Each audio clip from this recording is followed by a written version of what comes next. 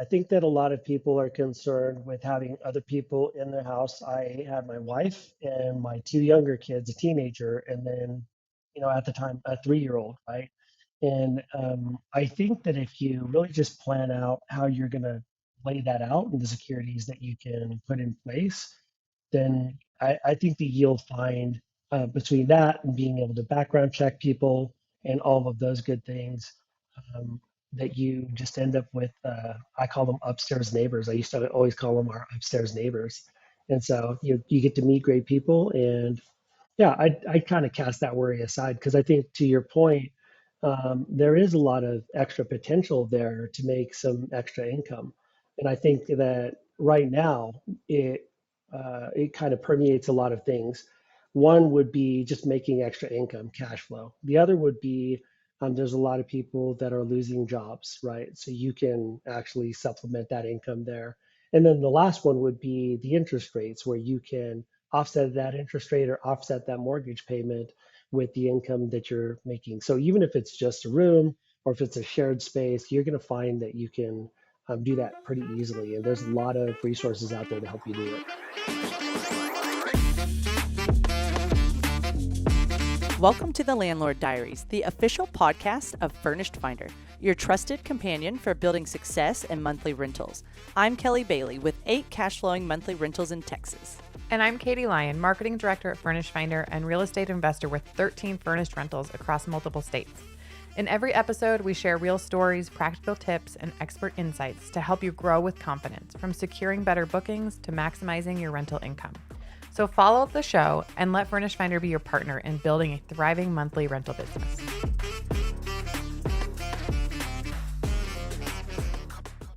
Today's guest, Andre Galaviz, is a real estate professional, house hacker, and midterm rental landlord based in the Denver, Colorado area. Andre and his family have leaned into creative strategies like converting basements into income-producing units, earning over $2,500 in monthly profit from just one house-hacked property. Andre, thank you so much for being here today. How are you? Doing well. Thanks for having me, Kelly. Well, Andre, can you please define house hacking and why you chose to make your basement an income stream? Yeah, sure. House hacking is when somebody lives in the same property as you. In some cases, it could be a separate unit in the backyard, or in our case, it was the downstairs basement level. And the reason that we chose that is because at the time, COVID had just hit. Their interest rates changed from 3% to 5%. And so we kind of got stuck in a position where we were going to have to stay living in the house, but we wanted to get started on our investment journey. It's a great strategy, and I'm looking forward to diving into it and hopefully encouraging others that are listening. So, what was that space being used for before, and what was it like converting your single family home into an up down duplex? Yeah, good question. So before we actually just used it as storage space and we had a really long living room area down there. So during COVID, it was really nice because we had just this big play area. But after we figured out what we were going to do, we hired a contractor and we started looking at plans to build that out.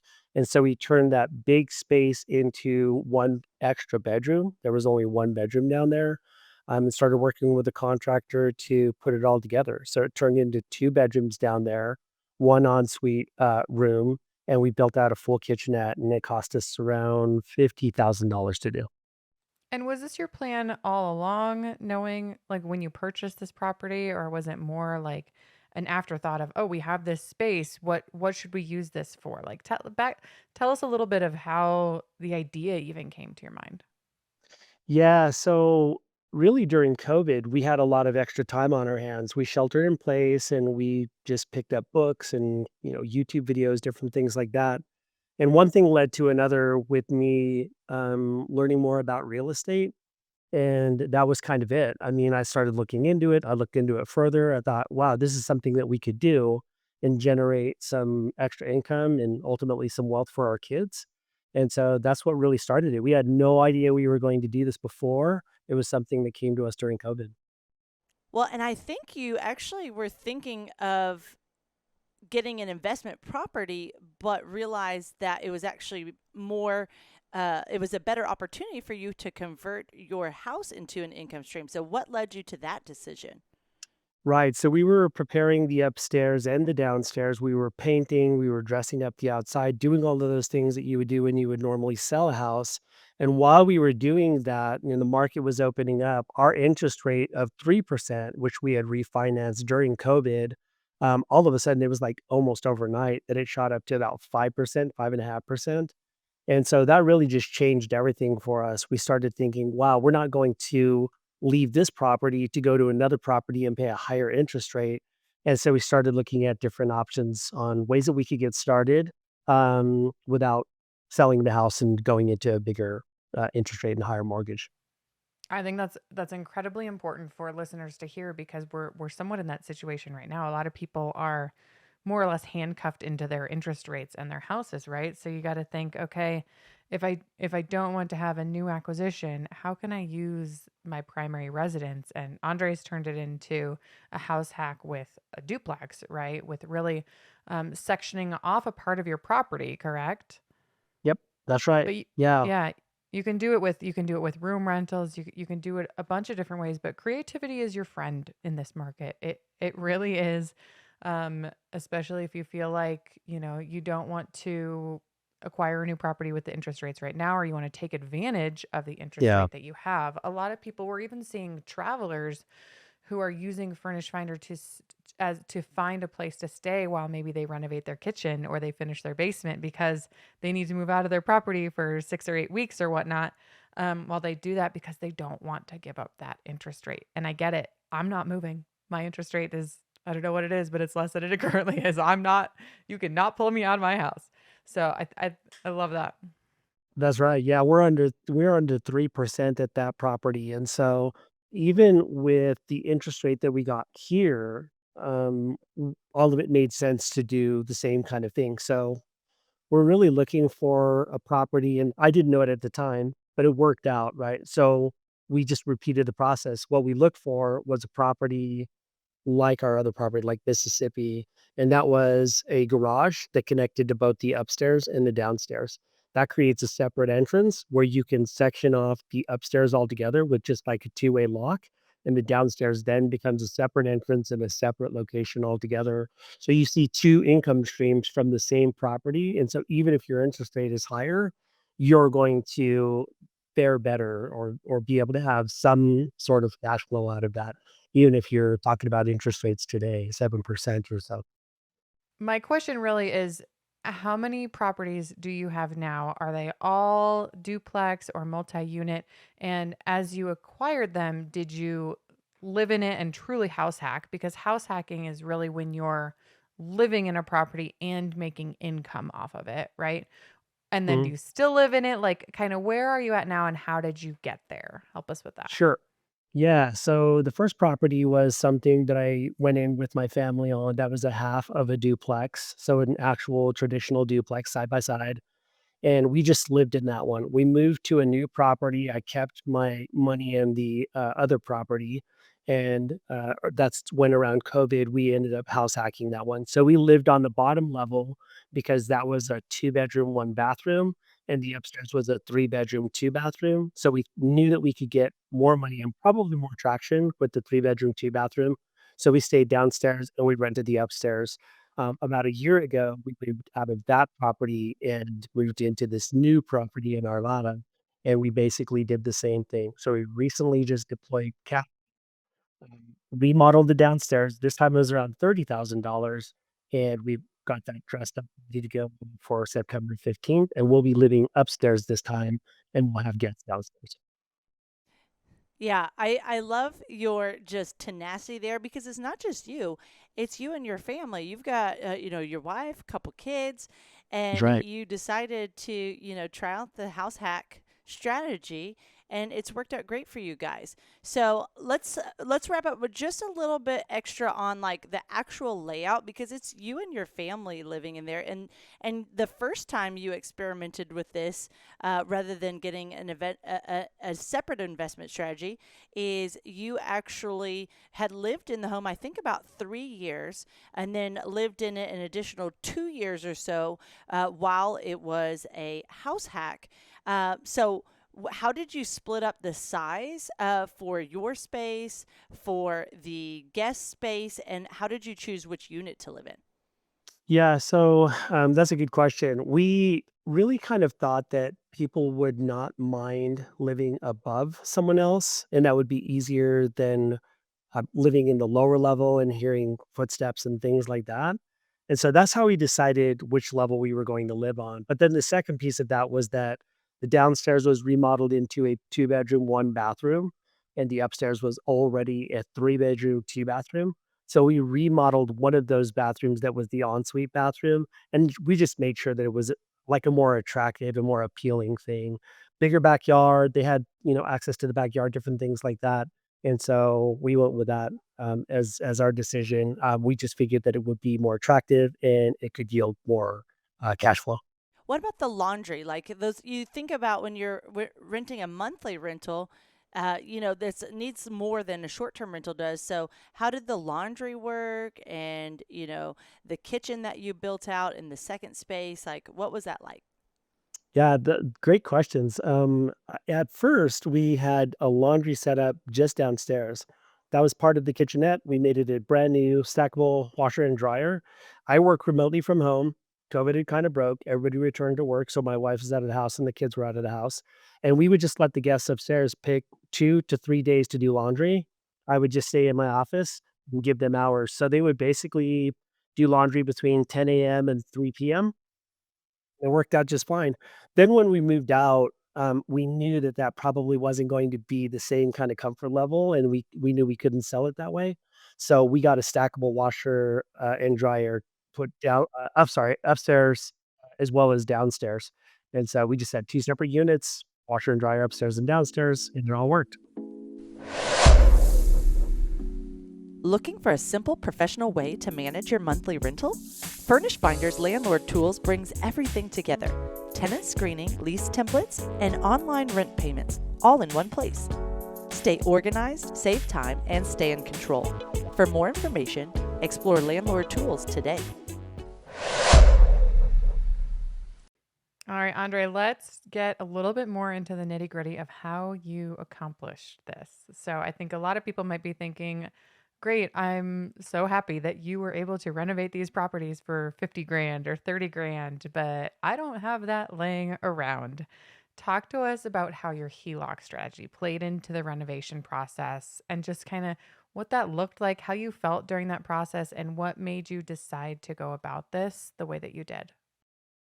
Yeah, so we didn't have that kind of money lying around either. And, we kind of expected to get into another house, but we also wanted to reserve that capital, just in case, right? In case we were ending up moving. And so, I guess just through watching different things and reading different things, I found out that we had a lot of equity, from already having the property for a couple of years. And so we decided that we were just going to take out a HELOC and use the HELOC to pay for the lower level remodel. The HELOC is a home equity line of credit, and typically credit unions or banks will have this product available for you. And what they're doing is they're taking a percentage of that loan to value off of the equity in your property. So you can then use that as money that's available to you, and capital that you can deploy that would otherwise just be equity in your property. So we took out a HELOC, found a great company to do that, got a great rate on it. At the time, the rates for the HELOC were so low. And so we deployed that capital immediately into, renovating the downstairs. So Awesome. It sounds like you have just a great knowledge and go about it in a very wise way. One thing I'd like to talk about in regards to monthly rentals is, your up down duplexes, they're not the same size. One's larger, one's smaller. I think one's a 3 bedroom, two bath. The other half is a 2 bedroom, one bath. And I think that's the same with your new house hack as well, which is set up very similarly. So, what have you seen as far as the different sizes on Furnish Finder and, your occupancy, etc.?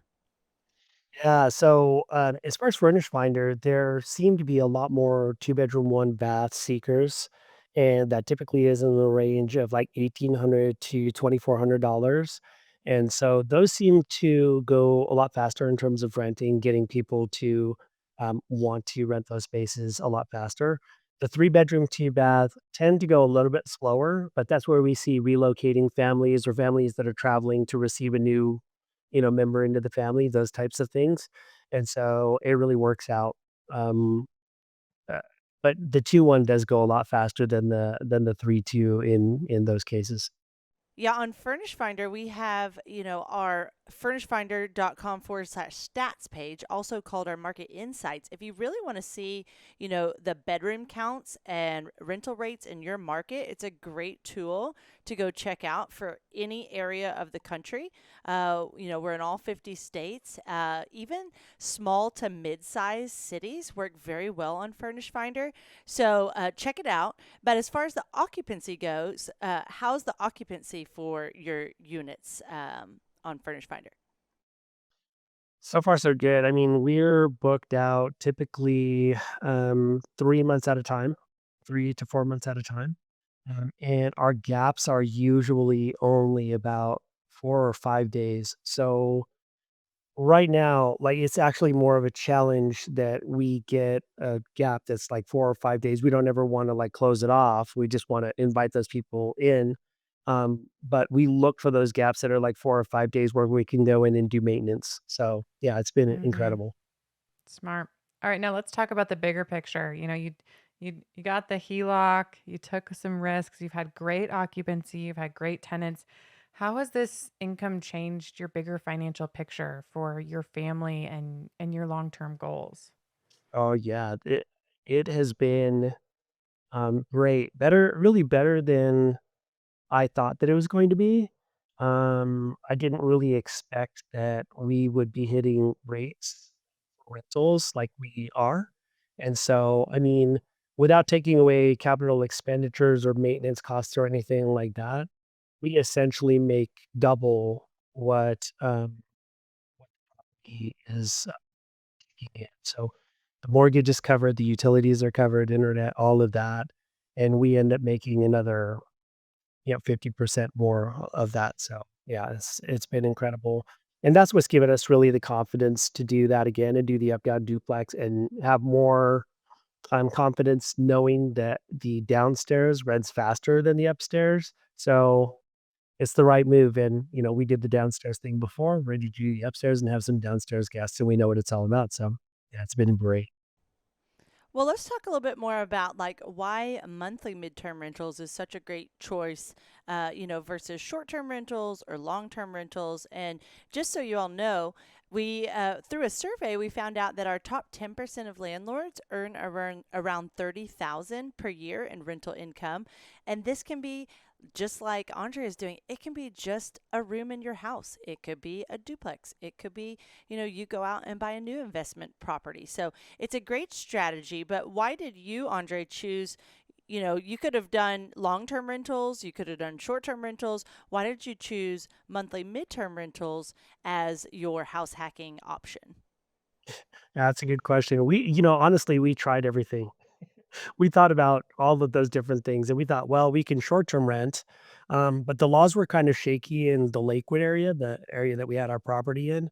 So I didn't really want to mess with that. And then we knew we didn't want to do a longer term rental and have that be unfurnished. So we had just started learning about medium term renting. I thought that was probably going to be the best strategy. The thing that I like most about it is that person's not in the property for a long term. So you get to get in there and do maintenance on the property, make sure that everything is running smoothly. But it's not that short term rental either where there's lots of turnover. But it was really kind of forced on us by the fact that the regulations in Lakewood were not solidified.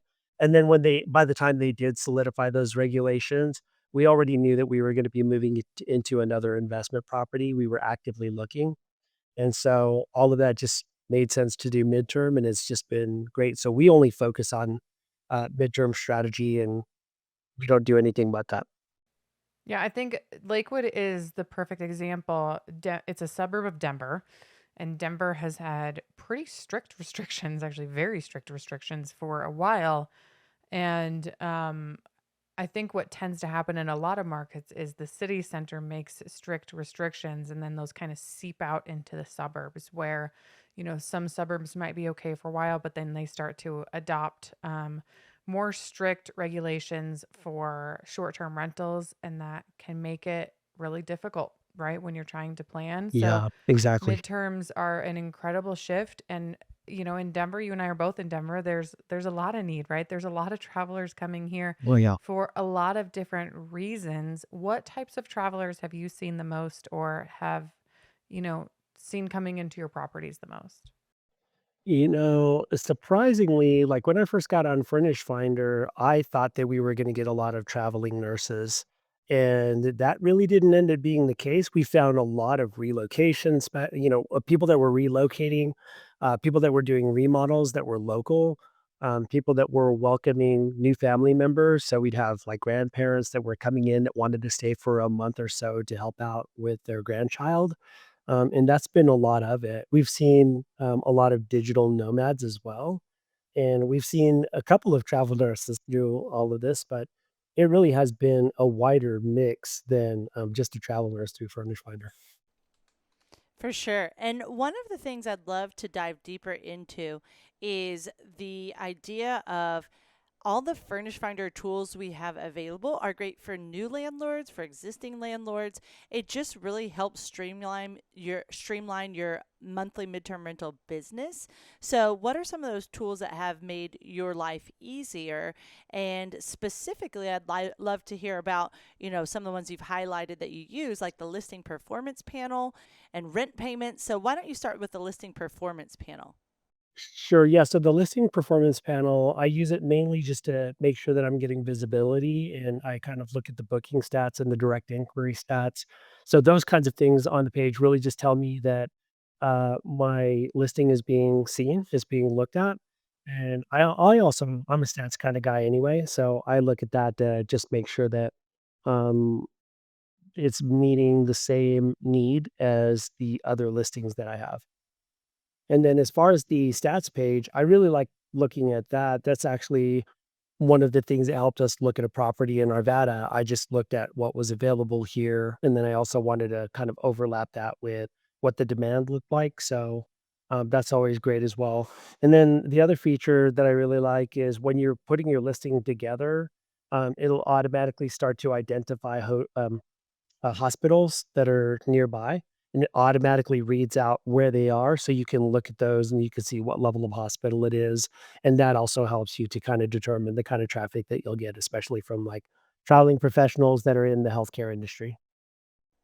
And quick pro tip, while it auto generates a lot of hospitals, you can put anything that really stands out in your area. So if your area has a nice downtown area or has a lake or some feature that you want to highlight that draws people to your area, you can add that there as well. Online rent payments is one that you utilize through Furnish Finder, and it definitely can make your life easier because all your tools are on Furnish Finder. So, what was that like getting set up with the rent payments and initiating the process with your tenants? Has it been like a great tool for you? Yeah, it's been a really great tool. I don't have to worry so much about all of the reminders that go out to the renters. And I think that that's the nicest thing. The other thing that I like about that is that I get that email when they get that email. So I know that they're getting those reminders. And so that's really just great to have that as a notification tool instead of that thing where I'm setting it up on my calendar and manually reminding people. So it's taking a lot of extra work out. All right, Andre, I want to get a little bit more of your advice about this house hacking situation because I think it's something that a lot of people read about. It's very intriguing, right? Making income off of the property that you live in. And I think in certain markets, like the Denver metro market, it makes a lot of sense, right? Properties are expensive out here, but some of them are older and might be set up in a way that you can close off a basement, or you can do an ADU, or you can finish off the garage. Like they're really really welcoming for that creativity. Sure. So I want to know what some of your maybe your fears or your hesitations were when you were coming into this house hacking adventure, and what you would tell to someone who's maybe sitting in a house with a basement they never use, or maybe sitting on a little bit of extra income potential. Yeah, I would say don't be as worried about it. I think that a lot of people are concerned with having other people in the house. I had my wife and my 2 younger kids, a teenager, and then, at the time, a 3-year-old, right? And, I think that if you really just plan out how you're gonna lay that out and the securities that you can put in place, then I think that you'll find, between that and being able to background check people and all of those good things, that you just end up with, I call them upstairs neighbors. I used to always call them our upstairs neighbors. And so you get to meet great people and yeah, I kinda cast that worry aside because I think to your point, there is a lot of extra potential there to make some extra income, and I think that right now, it, it kind of permeates a lot of things. One would be just making extra income, cash flow. The other would be, there's a lot of people that are losing jobs, right? So you can actually supplement that income there. And then the last one would be the interest rates, where you can offset that interest rate or offset that mortgage payment with the income that you're making. So even if it's just a room or if it's a shared space, you're going to find that you can do that pretty easily. And there's a lot of resources out there to help you do it. Furnished Finder is one of the best strategies with monthly rentals as the leader in the space to get started in just landlording altogether or to transfer your property from the long term rental or strategy to the midterm rental strategy. It also supplements short term rentals very well when you are have slow season or just need a little breather and want to like decrease the number of flips, or you see those restrictions start to show up in your area. So I'd love to just kind of wrap up our conversation here before we get to like some fun questions at the end with, for someone that's just getting started, what's the first thing you think they should do? And reminder, 22% of Furnish Finder listings are room rentals or co-living spaces, just and that's what a house hack is. Right? You're living on the same property with someone else. Room rentals, you're sharing the house with that person. And then, of course, we've got our entire units on Furnish Finder as well. So, what's the one thing you would tell someone to get started today? Yeah, well, that's kind of a tough question. I would say probably go to furnishedfinder.com/stats first so you can see what the market looks like in your specific area to see what kind of travelers are there and then kind of match your space up to that and get started. I love that it's not us saying it this time.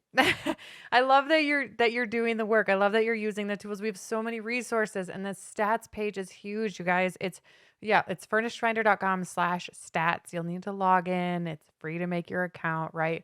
But it's data and it's data to start with and then just get in there and explore and try to explore it if you're new to house hacking or room rentals or any of this, or you are just in the mode of consideration. Think of it as a way for adventure and optimism, and what if it all worked out, because for so many of us it has.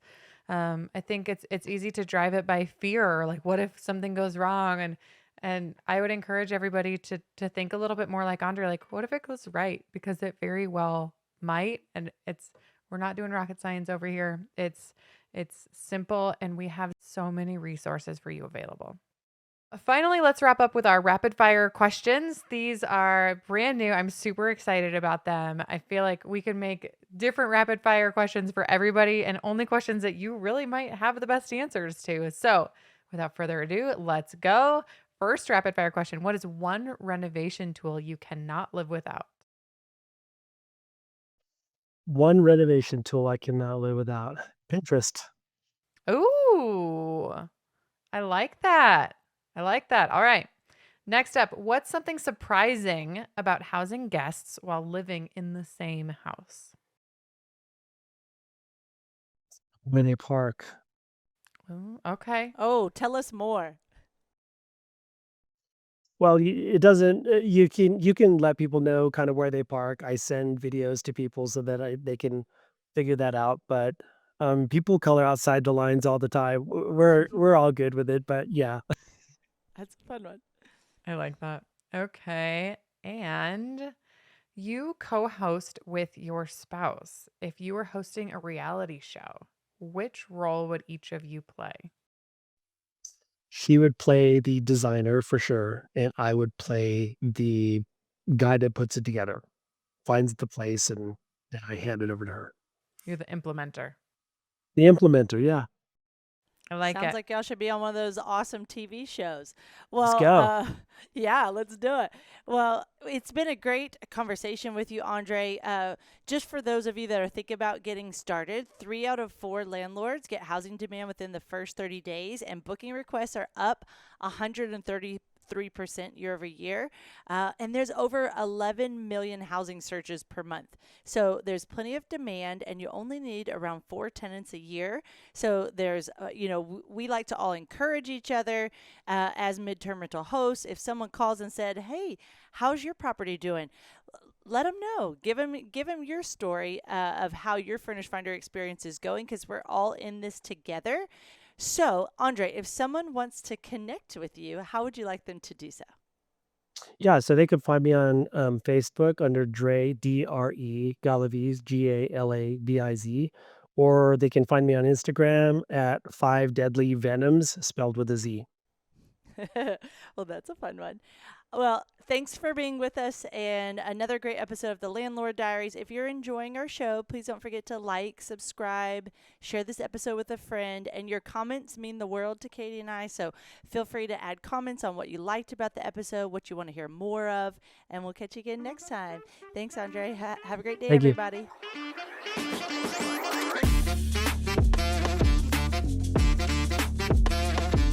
Thanks for joining us on this episode. If you're enjoying the Landlord Diaries, be sure to like, subscribe, and share it with others. With over 300,000 listings across the country, Furnished Finder makes it easy for landlords and tenants to connect directly. No middleman, no markups. Ready to list your property? Head to furnishedfinder.com to be a part of the movement that's redefining rentals one connection at a time.